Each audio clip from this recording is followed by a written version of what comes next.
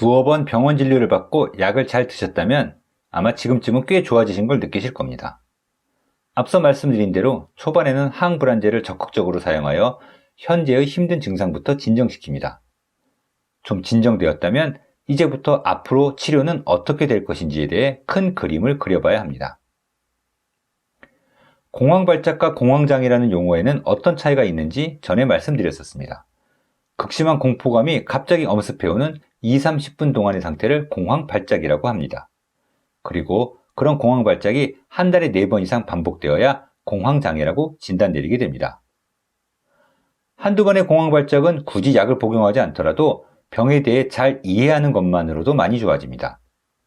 다시 말해 나의 증상이 신체 질병 때문이 아니었으며 뇌신경이 순간적으로 불안정해서 일어난 일시적인 현상이기 때문에 너무 두려워할 필요는 없다는 사실이죠. 죽지 않는다, 좀 있으면 괜찮아진다는 점을 꼭 명심하면서 긴장을 풀어보십시오. 답답하다고 숨을 가쁘게 몰아쉬면 과호흡증이 올 수 있으므로 아주 천천히 깊게 숨을 쉬는 것이 중요합니다.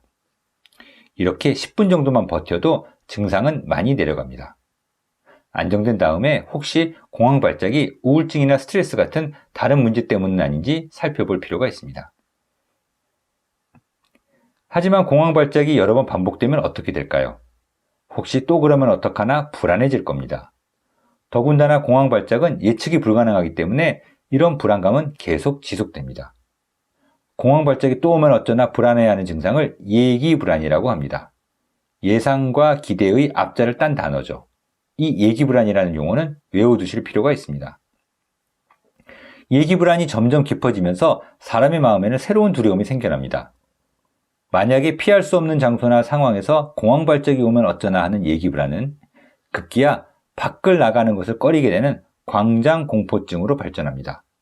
여기서 광장이란 서울역 광장 같은 꼭 넓은 장소만을 뜻하는 건 아닙니다. 익숙치 않은 낯선 사람들이 있는 곳, 혹시나 공황발작이 왔을 때 나를 이상하게 볼 시선들이 많은 곳, 그리고 내가 만일 쓰러지기라도 했을 때 날 도와줄 사람이 없는 곳 같은 장소들을 꺼리게 된다는 뜻입니다. 예기불안과 광장공포에 대해 이야기하다 보면 자신은 특정 장소에서만 공황발작이 온다고 말씀하시는 분들이 많습니다.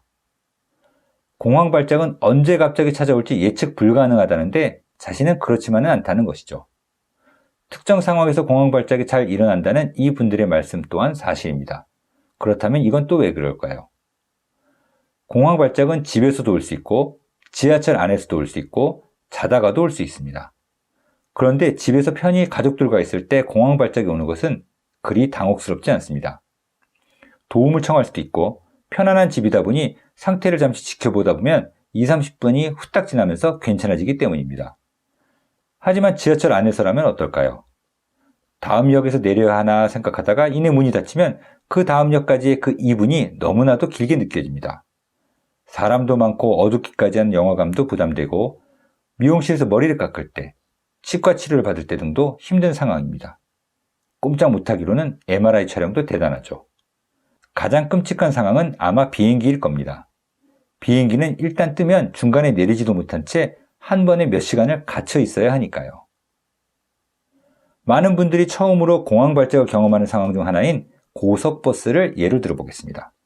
고속버스는 쉬지 않고 2-3시간을 아주 빠른 속도로 고속도로를 달립니다. 심지어 창문도 안 열리죠. 어떤 사람이 고속버스를 타고 가다가 갑자기 공황발작이 일어났습니다. 죽을 정도로 힘들었지만 어찌어찌 지나갔다고 칩시다. 그런데 이 사람은 다음에 고속버스를 탈 일이 생기면 문득 그때 일이 기억날 겁니다.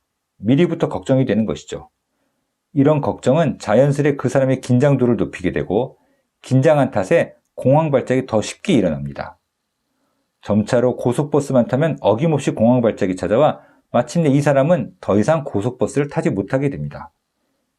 기억을 더듬어 보면 이런 공황발작은 집에 있을 때도 있었던 것 같고 과음한 다음날 사무실에서도 그랬던 것 같습니다. 하지만 그땐 크게 놀라지 않고 어영부영 넘어갔거나 술 숙취 때문이라니 하며 크게 당황하진 않았었습니다. 그래서 이 사람의 생각으로는 다른 장소는 다 괜찮은데 유독 고속버스 타는 건 너무 겁난다고 말합니다. 이제 앞으로의 치료 과정에 대한 이야기로 돌아가 봅시다. 갑작스럽게 공황발작이 찾아오는 일은 약을 먹게 되면 거의 예방할 수 있습니다. 혹시 약을 먹고 있는데도 공황 발작이 일어난다면 추가로 비상약을 즉시 복용합니다.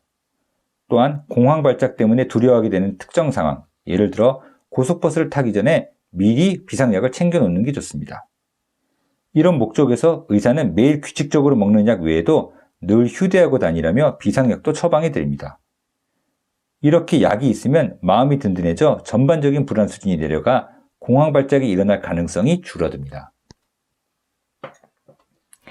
약이 공황 발작을 조절해 준다면 예기 불안과 광장 공포는 본인이 노력하게 달려 있습니다. 피할수록 더 못합니다. 너무 무서워 못할 것만 같던 롤러코스터도 막상 타보면 별것 아니란 것을 알게 됩니다. 이 원리와 똑같습니다.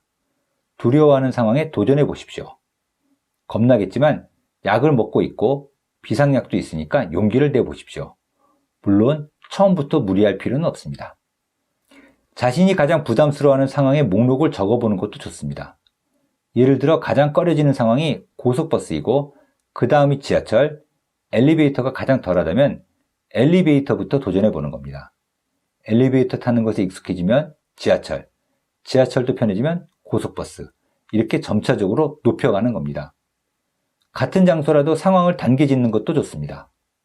첫날엔 지하철 역사로 내려가 보기만 합니다. 그것이 편해지면 사람이 없는 시간에 지하철을 타봅니다. 점점 난이도를 높여 출퇴근 시간, 붐비는 지하철에도 도전해봅니다. 한 단계씩 성공할 때마다 자신감은 높아지고 불안 수준은 내려갑니다. 이런 과정을 혼자 극복하기에 자신이 없으시다면 가족이나 친구와 동행하는 것도 좋습니다. 좀 더 전문적이고 체계적으로는 인지행동 치료라는 프로그램을 받는 것도 효과적입니다. 인지행동 치료를 받고 싶다면 담당 의사에게 소개를 부탁하면 됩니다. 마지막으로 우울증 얘기를 덧붙이겠습니다.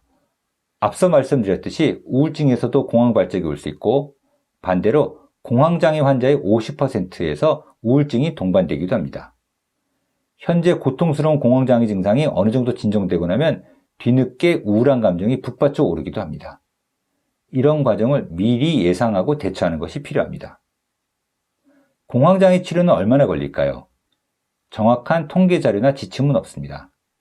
하지만 의사들은 경험상 대개 며칠 내로 공황 발작은 조절되고 몇 달에 걸쳐 예기불안과 광장공포를 극복하면서 대략 6개월에서 1년 정도 걸릴 것이라고 말씀드립니다. 하지만 개인 차이가 큽니다. 스트레스와 술, 우울증, 본인의 극복 의지 등에 따라 많이 달라지기 때문이죠. 처음에는 항불안제를 사용하여 공황 발작이 오는 것을 미리 방지하거나 공황 발작이 왔을 때 증상을 빨리 잡아줍니다.